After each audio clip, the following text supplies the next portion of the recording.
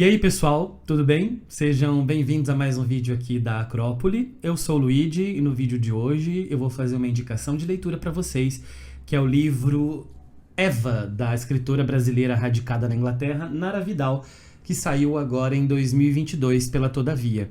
Um livro que, apesar de curto, é bastante desafiador, numa narrativa bastante fragmentada, pelo olhar de uma personagem que percebe a realidade de maneira bastante esfumaçada, porque ela é uma pessoa muito traumatizada por inúmeras questões que aconteceram na vida dela, ok?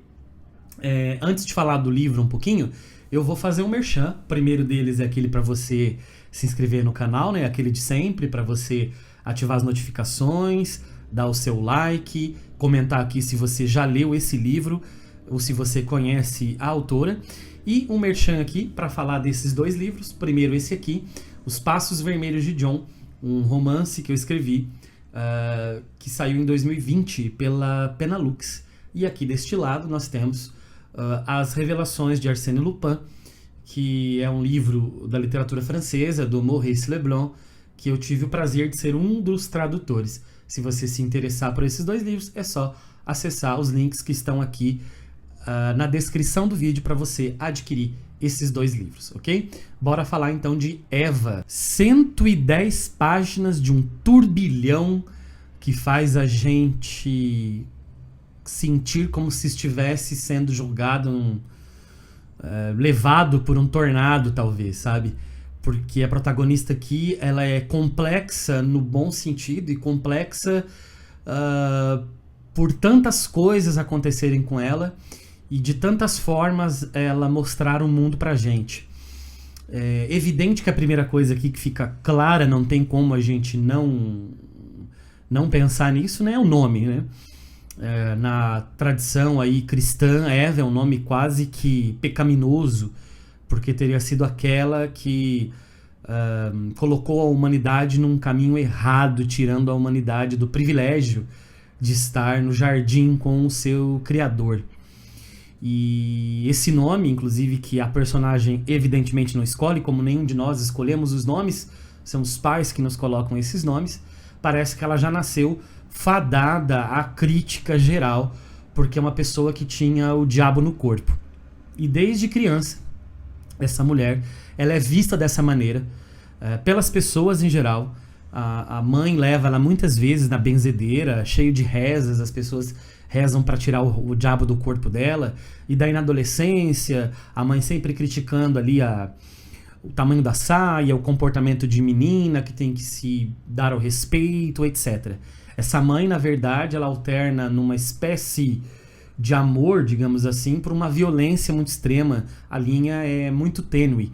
É muito traumatizante para Eva ter uma mãe como a que ela teve, mas ao mesmo tempo a Eva, apesar de detestar a mãe, ela busca a mãe no sentido de que a mãe precisa da aprovação, ela precisa da aprovação da mãe, na verdade, para as coisas que ela faz.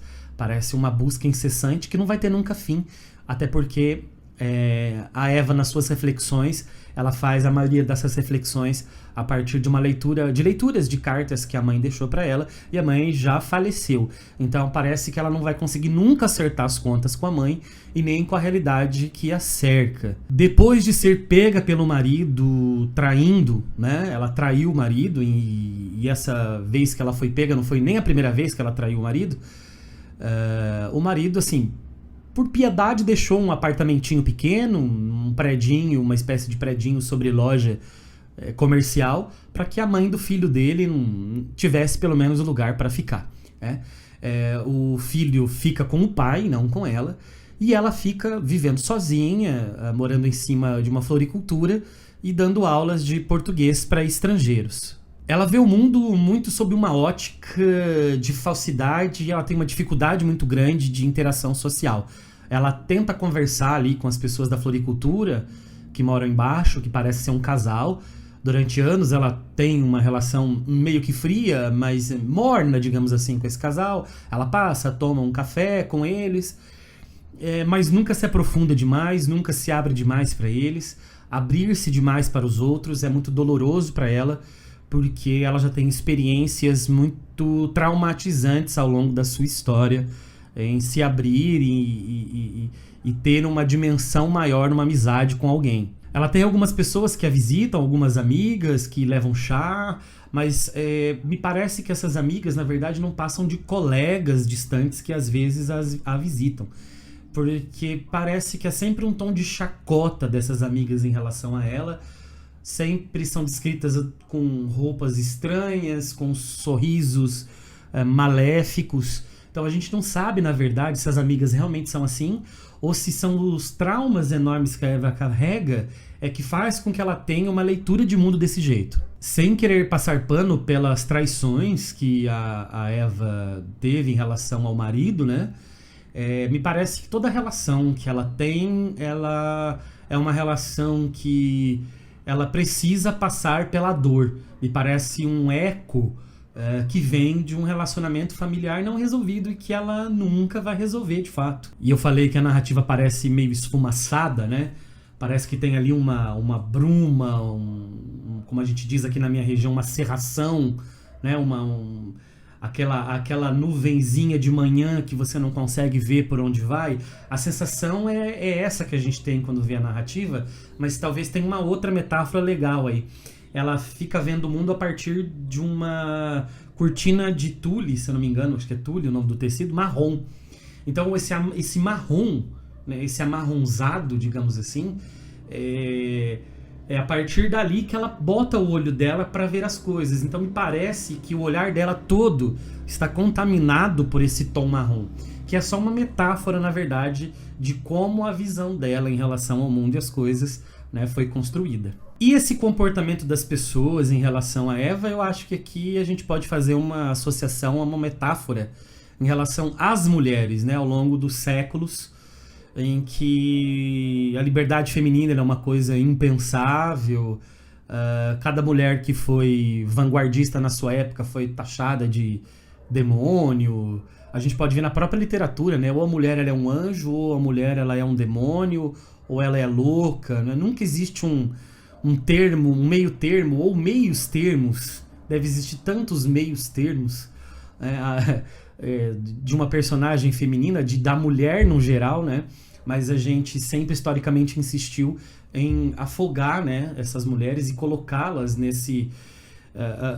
nessa balança de ser ou uma coisa muito pura ou ser uma coisa muito demoníaca. Eu acho que aqui a Eva, de fato, ela representa todas as mulheres que acabam tendo sua liberdade tolhida, acabam sendo moldadas pelo sistema para serem aquilo que o sistema opressor sempre quis que elas fossem, né? Então, nesse ponto, eu acho que a Eva representa as mulheres em geral. E quando a gente fala isso, gente, não quer dizer que a gente está colocando também aqui a Eva como uma pessoa perfeita. A Eva tem os seus problemas. A Eva tem coisas que a gente vai criticar nela, né? Mas boa parte dessas coisas que ela faz, a gente pode entender porque ela faz pela maneira como a vida dela foi conduzida. Então, assim, toda vez que a gente fala de questões tão significativas para o nosso tempo, a gente tem que entender que as personagens são humanas. E sendo humanas, elas cometem acertos e erros, né? Então, acho que é até bom fazer isso, colocar isso numa literatura, colocá-las dessa maneira, porque é muito mais próxima da realidade do que criar certas perfeições e estereótipos que não correspondem nem de longe ao que a sociedade é. E eu acho que a literatura ela não tem nem de longe também a pretensão, ou não tem que ter a pretensão de escrever alguma coisa de como o mundo deveria ser utópico, né? Eu acho que nem é por aí o caminho. Enfim, acho que estou me alongando muito e saindo das questões do livro especificamente, então eu indico para vocês aqui o romance Eva, da Nara Vidal. E aí, gostou da resenha? Se você já leu a autora ou algum livro que você acha que dialoga com essa temática ou com essa maneira de narrativa, de escrita, escreva aqui nos comentários me indicando, ok? E é isso. Fico por aqui. Nos vemos num outro vídeo. Um abraço e até a próxima!